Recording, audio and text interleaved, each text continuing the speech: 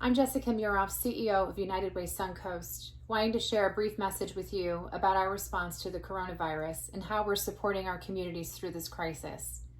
United Way Suncoast is no stranger to responding to a disaster or a crisis in our community. And typically it's because a hurricane is coming our way. What's different about this is in those situations where we might have communities from all over the country sending support to our region in response to a crisis, all of us are experiencing this crisis across the world. United Way Suncoast jumped in immediately to respond, and we set up a resource page. That was our first plan of action so that we could get out to the community a comprehensive page on our website that listed resources for families and individuals across our 5-county footprint. We keep this resource page updated on a daily basis, and it includes everything from financial stability, requests and needs to food insecurity and where you can find food, to other resources when it comes to unemployment resources and other community services that our nonprofit agency partners are providing to serve our community during this really difficult time. We also wanted to make sure that we were providing volunteer support to our community agencies. So there still are many volunteer needs, both in person, safely done, as well as virtual, as we've seen many of our sector organizations transition much of their services as much as they possibly can to a virtual environment. We keep this page updated on an ongoing basis as well. So if you or your employees have any interest in volunteering, there are a number of opportunities that are of critical need right now. And you can find those on volunteersuncoast.org. We also have in-kind needs. As we started convening our agencies, our nonprofit agencies, to talk about their needs, one of the things that bubbled up pretty immediately were in-kind donations, where we would see donations come in, again, like I said, across the country.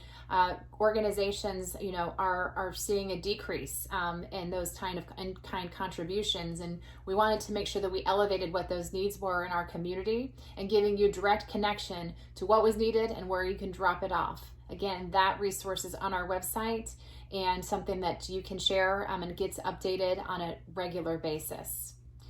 We also launched our COVID-19 Response and Recovery Fund. We know that there are immediate needs in our community as it relates to responding to this crisis and helping our families and individuals, as well as more long-term needs in addition to that. So we have been fundraising to that fund, and just this week started the allocation process. And it's a rapid response grant fund. So we are reviewing applications on a rolling weekly basis and making decisions and deploying dollars into our community to serve the most vulnerable populations in many ways. And the immediate needs that we're seeing are related to food, of course, food insecurity, housing stability, child care for essential workers, and other emergency financial assistance. And we have some tremendous nonprofit agencies that are providing these services and support. Our first round of funding, which was $322,000, is going to serve and support nearly 350,000 individuals across our region. And that's going to only continue to grow as we continue to allocate dollars each week.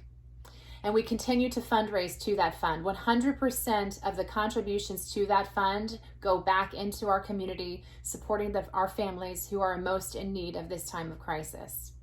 We also want to be a convener. We want to bring our communities together in response to serving our families. And so we have convened our agency partners, our nonprofit agency partners, in regular communications, sharing collaboration, sharing services that are being provided, making critical connections, sharing funding opportunities and support. And we're going to continue to do that as we go through what we're experiencing right now.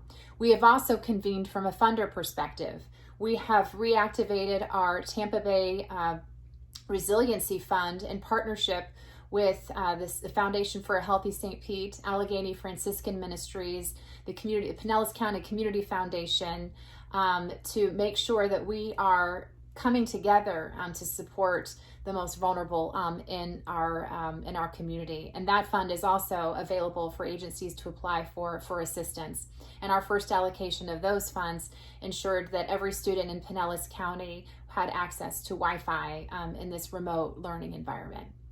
So a lot is being done, a lot will continue to be done to support our community in this time of crisis. And we invite you to be a part of this journey with us and supporting our community. If there's anything that United Way can do to make giving easier for you, to make volunteering more accessible, or even just information, please let us know.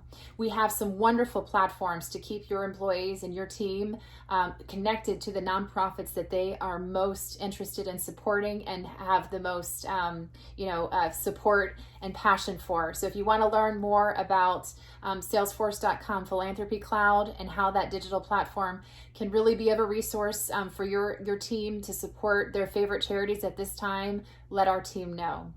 But most importantly, thank you for supporting United Way. Thank you for being an important part of our community, and we look forward to partnering with you. Take care and be well.